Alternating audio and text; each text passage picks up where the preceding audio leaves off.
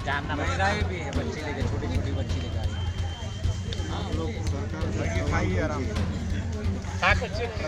Hello, हमारे बीच सरकार के कानों तक क्या, सरकार के दिल तक इनकी बात पहुंच गई है, लेकिन सरकार के पास कान तो छोड़ दीजिए, जो दिल है वो पत्थर का है ना। ये सरकार पूरी तरह तानाशाही की सरकार है। अगर संघर्ष से सरकार पे असर नहीं पड़ा तो इसका मतलब है कि संघर्ष का जो वोल्टेज है उसको बढ़ाना है। अगर संघर्ष से सरकार पे असर नहीं पड़ा तो इसका मतलब है कि संघर्ष का जो वोल्टेज है उसको बढ़ाना है। अगर संघर्ष से सरकार पे असर नहीं पड़ा तो इसका मतलब है कि संघर्ष का जो वोल्टेज है उसको बढ़ाना है। हजारों की संख्या में यहाँ पे वार्ड सचिव धरना दे रहे हैं।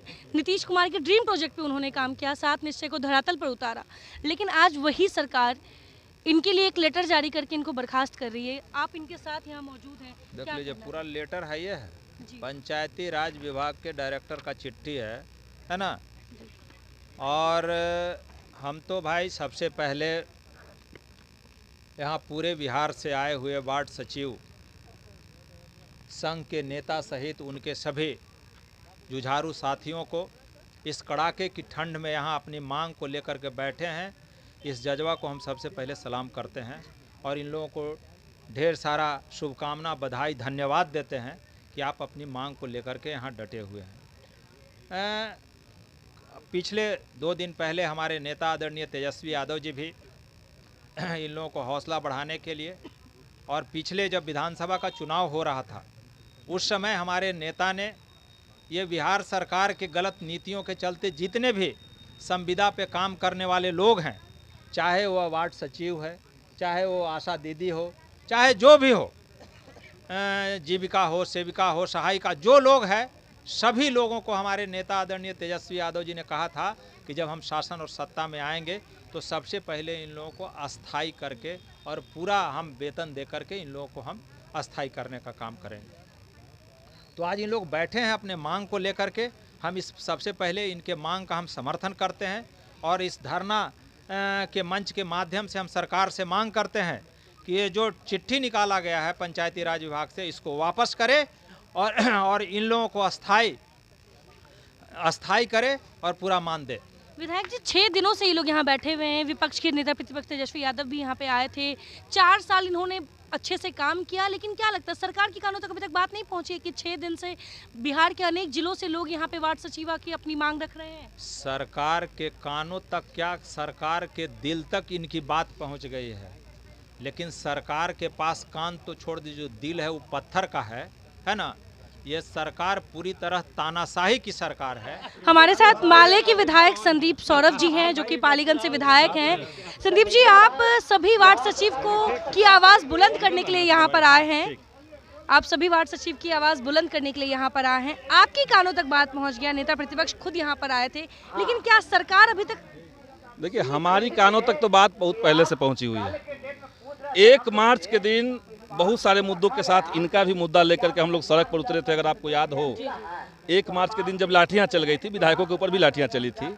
उसके बाद हमें लगता है कि पिछला जब सत्र चल रहा था विधानसभा का, उस दौरान गांधी मैदान पे भी एक बड़ा जमावड़ा हुआ था। यहाँ से काफ़ी ज़्यादा थी संख्या उस समय, और उस समय भी सरकार ने बात नहीं सुनी और हम लोगों ने रिक्वेस्ट किया था विधानसभा के अंदर कि आज वार्ड सचिव लाखों की संख्या में लोग पहुँच रहे हैं गांधी मैदान पर, सरकार को चाहिए कि भाई उनकी बात सुन ले कम से कम। अब लोकतंत्र का तो बुनियादी तकाजा ये होना चाहिए कि अगर किसी को असहमति है हमारी नीतियों से, अगर कोई आलोचनात्मक दृष्टिकोण रखता है तो उसकी बात को हम सुने, तभी तो लोकतंत्र बचेगा। लोकतंत्र तो इसी का मतलब है, सब कोई हाँ हाँ सर हिलाते रहे तो लोकतंत्र तो बचेगा नहीं। तो इतने सारे लोग थे, ये बड़ी चिंता है। मतलब सिर्फ वार्ड सचिवों का मामला नहीं कि बिहार में आप कोई भी बात सरकार को कम्युनिकेट कर ही नहीं पा रहे हैं। ये इस मोड से सरकार चल रही कि हमें किसी की बात ही नहीं सुननी है। तो ये तो काफ़ी अनफॉर्चुनेट है कि इतनी कड़ाके की ठंड में 2-3 राउंड आंदोलन करने के बाद, सरकार के पास तमाम लेटर लिखने के बाद, अलग अलग विभागों में मिलने के बाद, ये अनफॉर्चुनेट है कि इतनी ठंड में लोगों को यहाँ पे बैठना पड़ रहा है। और सारे बिहार के अलग अलग हिस्से से लोग आए हैं, सबके पास रजाई कंबल नहीं है। बगल में मुख्यमंत्री का सारा कार्यालय है, सरकार का पूरा केंद्र यहाँ पे है। सरकार से एक व्यक्ति भी आज तक आया बात करने। तो इससे हम समझ सकते हैं कि आम जनता को लेकर के, आम जनता के मुद्दों को लेकर के ये गवर्नमेंट कितनी सेंसिटिव है। सीएम नीतीश के ड्रीम प्रोजेक्ट पे ये सालों से काम कर रहे हैं, 7 निश्चय को धरातल पर उतारने का काम किया है इन्होंने, जिसकी वाहवाही सीएम बटोरते हैं। लेकिन ऐसे में अब इनको ही सरकार नहीं पूछ रही, तो आम जनता अगर अपनी शिकायत लेकर जनता दरबार में जाती तो क्या लगता है सीएम नीतीश जी उनकी बातों को उतना सुनते? देखिए, ये बुनियादी चरित्र का मामला है। सरकार का चरित्र किस तरह का है। ताजमहल लोग सोचते हैं कि ये शाहजहां ने बनाया, लेकिन बनाया तो किसी मजदूर ने था। कोई पुल बनता है तो लोग सोचता है कि सरकार ने बना दिया, बनाता कोई मजदूर है। वैसे ही बिहार के अंदर जो पंचायती राज योजना की जो सफलता दिख रही है लोगों को, या जिसको प्रोजेक्शन दिया जा रहा है, बिहार के बाहर भी एक परसेप्शन बना हुआ है कि बिहार के बारे में कि यहाँ पे सत्ता का जो डिसेंट्रलाइजेशन है वो काफ़ी बढ़िया तरीके से चल रहा है। ये बाहर एक परसेप्शन सरकार ने बनाया है, लेकिन उसके बुनियाद में जो लोग हैं जिनके छाती पर ये योजना चल रहा है, उनको लेकर के सरकार के अंदर कोई कंसर्न नहीं है, कोई सेंसिटिविटी नहीं है। वार्ड सचिव जो हैं वो बिहार के अंदर वार्ड को लेकर पंचायती राज योजना में जितनी भी योजनाएं ली जाती हैं उनको ग्राउंड पे पहुंचाने की जिम्मेदारी इनकी होती है। ये पहुंचाते रहे हैं, सारा अनुभव इनके पास है। अब उस पद पे आप अचानक से कह रहे हैं कि हम 1.25 लाख लोगों को हटा देंगे एक झटके में, हम नया लोगों को ले आएंगे। आपने नया लोगों को लाने की कोई तैयारी भी नहीं की हुई है, तो ये बहुत बेतुकी बात सरकार का है। कोई तर्क नहीं इनके पास है, लोगों को प्रताड़ित सिर्फ कर रहे हैं। अगर इस धरना से अगर सरकार पे कोई असर नहीं पड़ा तो आगे क्या कुछ करने का? देखिए, अगर संघर्ष से सरकार पे असर नहीं पड़ा तो इसका मतलब है कि संघर्ष का जो वोल्टेज है उसको बढ़ाना है।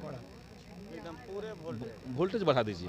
आप लाखों वार्ड सचिव के साथ खड़े रहे? निश्चित तौर से हम लोग खड़े हैं, सदन में भी, सदन के बाहर भी खड़े हैं, रोड पे भी खड़े हैं। तंत्र मंत्र के बादशाह, भारत के जाने माने सर्वश्रेष्ठ गुरु खान जी, मिलेगा हर समस्या का समाधान गारंटी के साथ। मेरी बेटी की शादी के लिए बहुत से रिश्ते आते थे, पर कोई न कोई अड़चन पड़ जाती थी।